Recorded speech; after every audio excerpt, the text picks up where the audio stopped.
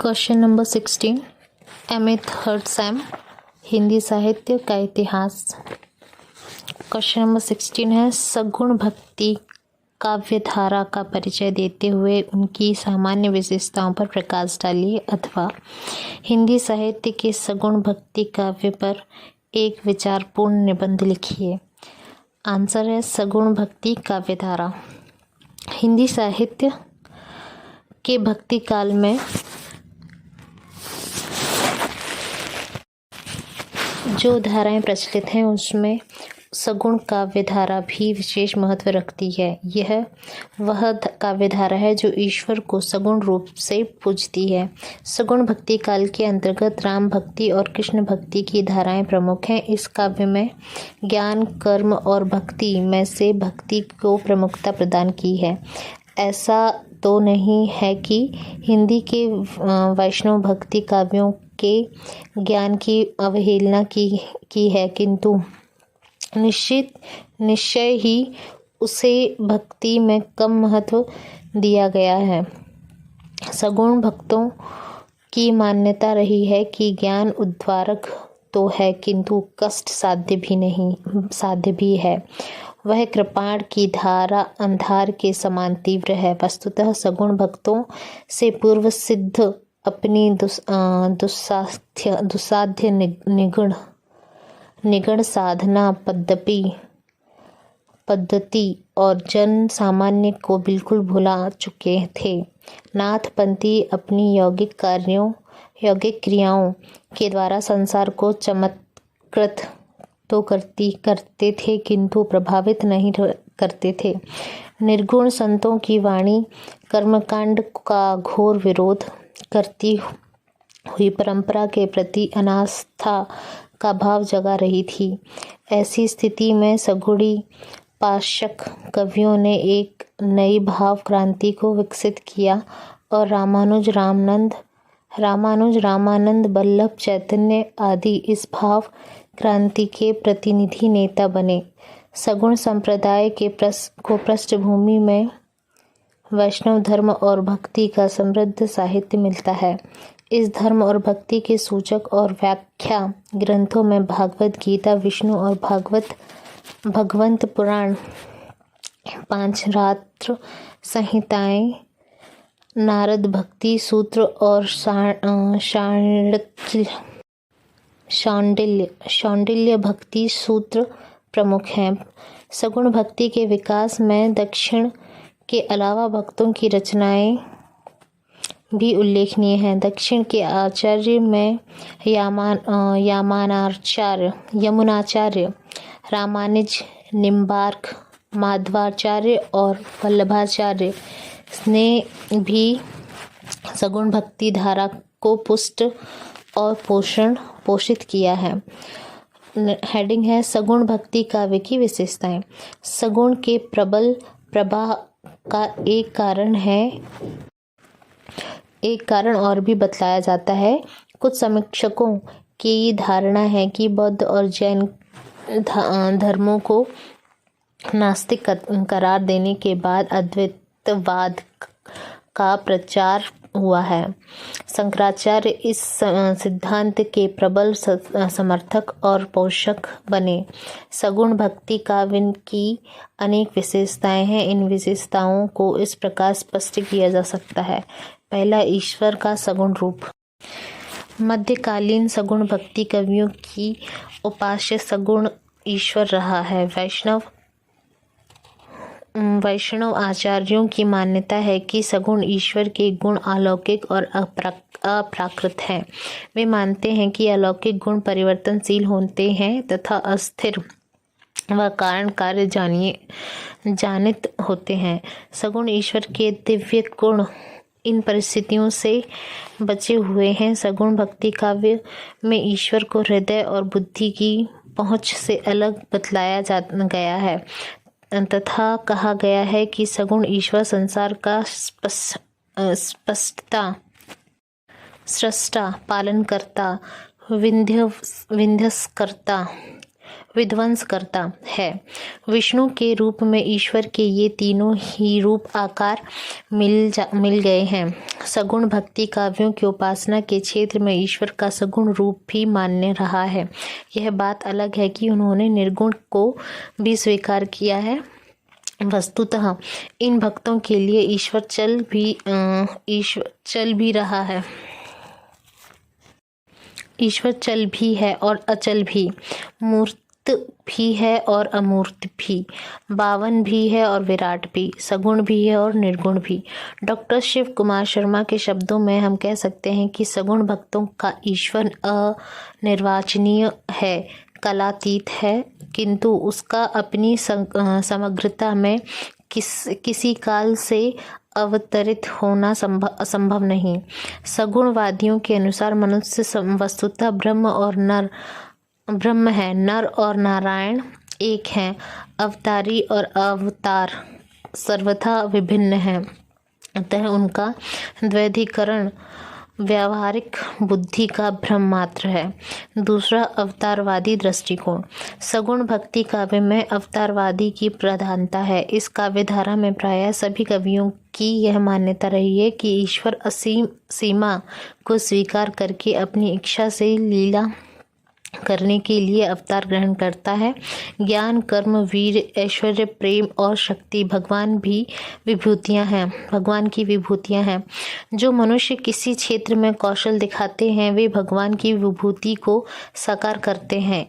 यूं तो सारा संसार उस भगवान का अवतार है, किंतु इन वैष्णवों की अवतार भावना में गीता का ऐश्वर्य योग कार्यरत दिखलाई देता है। तीसरा है लीला रहस्य। सगुण भक्ति के काव्य के अंतर्गत लीलावाद का विशेष महत्व रहा है। यही कारण है कि तुलसी की मर्यादा पुरुषोत्तम भी लीला प्रिय है और सुर के नटखट राम कृष्ण दोनों के अवतार धारण करने का उद्देश्य लीला करना है। इस लीला भावना से प्रभावित होकर तुलसी के लोक रक्षक राम को रावण का संहार करते हुए लीला के लिए ही दिखलाया है। तुलसीदास के लिए तो संपूर्ण रामचरित लीलामय है। तुलसीदास यह प्रतिपादन करते हैं कि राम को पहले से ही पता है कि सीता का अपहरण होने वाला है। इससे यह स्पष्ट होता है कि तुलसी के राम लीला करने के लिए पृथ्वी पर आए। हरे कृष्ण वे तो लीला रमण और आनंद संदोह हैं ही। एक और कृष्ण लीला करते हुए समस्त गोपियों को आकर्षित करते हैं, अनेक मर्यादाओं का अतिक्रमण करते हैं। वहीं दूसरी ओर राक्षसों का वध भी खेल खेल में ही कर देते हैं। वास्तविकता यह है कि सगुण भक्ति लीला में सच्चिदानंद आनंद का संगम रूप दिखलाई देता है। चौथा है सौंदर्य उपासना। सगुण भक्ति साधना और सौंदर्य का उपासना का विशेष महत्व दिखलाई देता है। प्रारंभ में सगुण भक्ति का उपासक नामक रूप युक्त मूर्ति के समान उपासना करता है। फिर विभिन्न भावना, चिंतन और गुण कीर्तन से अपना आराध्य में ऐसा सन्निविष्ट हो जाता है कि उसे किसी भौतिक उपकरण की आवश्यकता ही नहीं होती रहती है। यही कारण है कि कृष्ण भक्ति शाखा में कृष्णाश्रित श्रृंगार को संगोपांग वर्णन मिलता है। पुष्टि मार्गी के लिए भौतिक श्रृंगार के सभी उपकरण कृष्ण के मदन रूप में समक्ष फीके लगते हैं। सूरदास के कृष्ण कीड़ामय सौंदर्य प्रिय तो हैं ही, उनका समस्त शरीर पृथ्वी के सभी सुंदर उपकरणों से मिलकर बना है। ऐसा ही सौंदर्य तुलसी के राम का भी है। कृष्ण भक्ति और राम भक्ति दोनों में ही सौंदर्य की उपासना के प्रति महत्व दिखलाया गया है। अंतर यही है कि कृष्ण भक्ति के अंतर्गत श्री कृष्ण का सौंदर्य चंचल है और मारक है, तो राम भक्ति में राम का सौंदर्य शक्ति और शील के भी युक्त हो गया है। 5वां है अद्वैतवाद का विरोध। सगुण भक्ति काव्य के अंतर्गत शंकर के अद्वैतवाद का विरोध किया गया है। भागवत के अतिरिक्त हिंदी के सगुण काव्य पर रामानुज, लिम्बार्क, माधवाचार्य तथा वल्लभाचार्य के दार्शनिक विचारों का प्रभाव पड़ा है। डॉक्टर शिव कुमार शर्मा ने ठीक ही लिखा है कि इन सभी आचार्यों ने शंकर के ज्ञानमूलक अद्वैतवाद का, जो भक्ति को परम सत्य नहीं मानता, खंडन किया है और भक्ति तत्व का समाधान करते हुए भगवत प्राप्ति में उनकी अनिवार्यता सिद्ध की। रामानुज के विशिष्टाद्वैतवाद के ब्रह्म प्रकारी हैं और जीव तथा प्रकृति उसके प्रकार हैं। जीव की कृत्यता इसी में है कि वह अपने आप को भगवान का विशेषण माने। आत्मसमर्पण के द्वारा जीव की वह स्थिति प्राप्त हो सकती है। परमात्मा अंशी है और उसका अंश है। मध्वाचार्य ने जीव की उत्पत्ति ब्रह्म से मानी है, किंतु ब्रह्म को स्वतंत्र और जीव को परतंत्र माना है। वल्लभ के पुष्टि संप्रदाय में लयात्मक सायुज्य की भी स्वीकृति है, जो शंकर के मोक्ष का ही रूप है, परंतु इस लयात्मक सायुज्य को उच्चतम स्थिति माना गया है। पुष्टि मार्ग में प्रवेशात्मक सायुज्य ही काव्य है, जिसमें भक्त भगवान की आनंद लीला में अप्राकृत देह धारण करके प्रवेश करता है। रामलीला प्रवेशात्मक सायुज्य का ही रूप है। 6वां है विविध स्रोत। मध्यकालीन भक्तिकालीन के प्रमुख उपजीवी ग्रंथों में रामायण और भागवत का प्रमुख स्थान है। सगुण भक्ति काव्य पर रामायण की अपेक्षा भागवत का प्रभाव अधिक दिखलाई देता है। पूरा का पूरा कृष्ण भक्ति साहित्य तो इसी से प्राणित है ही, किंतु राम काव्य से इससे प्रभावित दिखलाई देता है। हिंदी के भक्ति साहित्य पर प्राकृत और अपभ्रंश का प्रभाव नाम मात्र को है। हाँ, संस्कृत का अभाव अवश्य ही दिखलाई देता है। संस्कृत के भागवत, गीता, विष्णु पुराण और अनेक संस्कृत के काव्यों और नाटकों का प्रभाव सगुण भक्ति काव्य पर देखा जा सकता है। यह तो ठीक है कि सगुण भक्ति काव्य पर अनेक ग्रंथों का प्रभाव है, किंतु उसका यह अर्थ लगाना गलत होगा कि इस ग्रंथ में मौलिकता का अभाव है। वस्तुतः यह काव्य भक्तों की अनुराग्यमयी और भक्ति प्रधान और महत्वपूर्ण मौलिक अनुभूतियों में प्रभाव पड़ा है। 7 जाति भेद को अस्वीकार। सगुण भक्ति काव्य में प्रायः जाति भेद को अमान्य ठहराया गया है।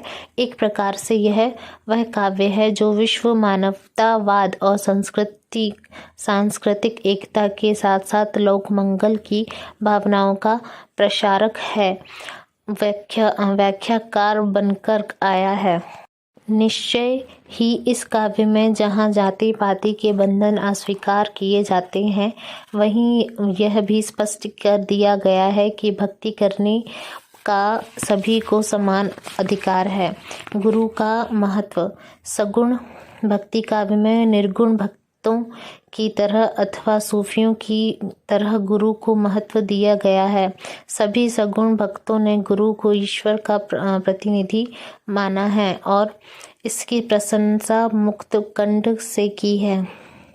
सूरदास, तुलसीदास और नंददास का काव्य इसका प्रमाण है। इन सभी ने गुरु को सर्वोपरि स्वीकार किया है। 9वां है भक्ति भावना। हिंदी के सगुण साधनों ने भगवान को जहाँ सगुण माना है, वहीं उनकी आराधना पूरी भक्ति भावना के साथ की है।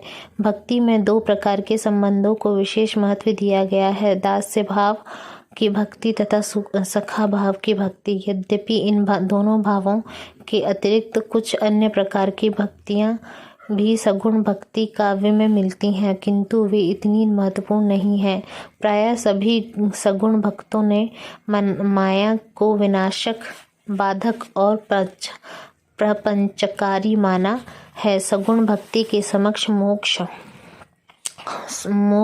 भी तुच्छ बतलाया गया है। विष्णु मूलतः ऐश्वर्य युक्त देवता हैं।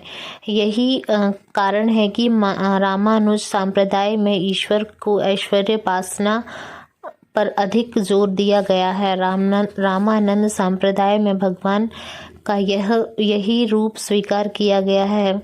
वैकुंठ निवासी विष्णु और तुलसी के मर्यादा पुरुषोत्तम राम लक्ष्मी या सीता के प्रति प्रेमिला चेष्टाएं प्रकट नहीं करते हैं। वल्लभ संप्रदाय और निम्बार्क संप्रदाय में भगवान ने ऐश्वर्य की अपेक्षा उनकी रूप माधुरी पर अधिक ध्यान दिया गया है। चैतन्य मत में कांता भाव के भक्ति प्रमुख हैं। वो तो वल्लभ संप्रदाय में शांत, सत्य और वात्सल्य भावों की भक्ति को विशेष अनुराग प्रदान किया गया है। प्रायः सभी मध्यकालीन भक्त कवियों ने नविधा भक्ति को विशेष महत्व दिया है। ऐसी स्थिति में यह कहना उचित प्रतीत होता है कि राम काव्य और कृष्ण काव्य में भी इस प्रकार की भक्ति को महत्व प्राप्त है। भक्ति की दो अन्य विधाएं भी हैं। वैधी का रागा गुना भक्ति। वैधी भक्ति सामाजिक स्तर से जुड़ी हुई है और सफलता और सार्थकता इस बात में निहित है कि वह प्रेमा भक्ति को विकसित कर सके। प्रेम भक्ति के आराध्य रसावतार कृष्ण हैं। उनका राक्षस संहारक रूप इतना प्रमुख नहीं है जितना कि सरावतार रूप। यही कारण है कि सूरदास के लिए मर्यादा पुरुषोत्तम से अधिक महत्वपूर्ण रस शिरोमणि कृष्ण अधिक महत्व रखते हैं। नारद भक्ति सूत्र में भक्ति के जो 11 प्रकार बताए हैं उन्हें भी सगुण भक्ति काव्य में देखा जा सकता है। कहने का तात्पर्य यही है कि सगुण भक्ति काव्य में भक्ति के विविध रूप मिलते हैं। यहाँ इतना आवश्यक है कि राम भक्ति काव्य जहाँ दास्य भाव की प्रधानता को लेकर चलता है, वहीं कृष्ण भक्ति काव्य में कहीं श्रेणता भी आ गई है। लोक जीवन का चित्रण। सगुण भक्ति के दोनों रूप कृष्ण भक्ति और राम भक्ति में लोक जीवन का चित्रण अपने अपने ढंग से किया गया है। अष्टछाप के कवियों ने भारतीय ग्रामीण जीवन का आकर्षण क्षेत्र प्रस्तुत किया है। जिन दृश्यों और प्राकृतिक परिवेश में कृष्ण की बाल लीला और सन्निवेश हुआ है, उससे भावना द्वारा मन में विलक्षण आनंद का संचार होता है। अष्टछाप साहित्य में तत्कालीन भारतीय जीवन के एक सुंदर और सांस्कृतिक झांकी प्रस्तुत की गई है। तुलसीदास के काव्य में राम असत पर सत की पताका फहराना चाहते हैं और उसके लिए न केवल कष्ट सहते हैं अपितु संघर्ष भी सहते हैं। धर्मोद्धार, पापनाश, साधु रक्षण, दुष्टों का विनाश और भक्तों पर कृपा करने के लिए सगुण भक्तों का ईश्वर निरंतर अवतार लेता रहता है। इस प्रकार स्पष्ट है कि सगुण काव्य में लोक संग्रह की भावना भी प्रमुख है और लोक जीवन का चित्रण भी किसी न किसी रूप में अवश्य हुआ है। निष्कर्ष। उपर्युक्त विवेचन के आधार पर हम कह सकते हैं कि हिंदी का सगुण भक्ति काव्य राम भक्ति और कृष्ण भक्ति का सम्मिलित रूप है। इस काव्य में विविधता है, भक्ति पर कथा है, साहित्यिकता है, आधुनिक मनोविज्ञान की सूक्ष्म बारीकियां हैं। वस्तुतः यह वह साहित्य है जिनके संबंध में ब्रजलाल गोस्वामी ने ठीक ही टिप्पणी की है कि यह काव्य जिस रस का स्रोत है उसको पीने वाले नव लौकिक रसों को हे समझते हैं। उस आनंद के समक्ष लौकिक सुख की वैसी ही स्थिति है जैसे सूर्य के समक्ष जुगनू की। इस प्रकार मध्यकालीन सगुण काव्य में हिंदी साहित्य ने कृष्ण के चरम बिंदु को छू लिया है। इसमें मनुष्य को समस्त वृत्तियों में प्रसाधन की शक्ति है। इसमें सौंदर्य धर्म का घातक बनकर नहीं आया है। सौंदर्य भी भगवान की विभूति है। जो धर्म जीवन से आनंद रस और सौंदर्य को निकाल देने की प्रेरणा देता है, वह एकांगी है। इन साहित्य के साधकों में अंतर और बहस वैषम्य को एक रस कर दिया है। हम लीला तत्व पर ध्यान पूर्वक और गंभीरता से विचार करना चाहिए। निश्चय ही सगुण भक्ति काव्य एक प्रकार का ऐसा काव्य है जो अपने अनेक विषमताओं के कारण, जिसमें भक्ति भावना सर्वोपरि है, विशेष महत्व रखता है। क्वेश्चन नंबर 16, एमिथ हर्टसैम, हिंदी साहित्य का इतिहास। क्वेश्चन नंबर 16 है, सगुण भक्ति काव्यधारा का परिचय देते हुए उनकी सामान्य विशेषताओं पर प्रकाश डालिए, अथवा हिंदी साहित्य के सगुण भक्ति काव्य पर एक विचारपूर्ण निबंध लिखिए। आंसर है सगुण भक्ति काव्यधारा। हिंदी साहित्य के भक्ति काल में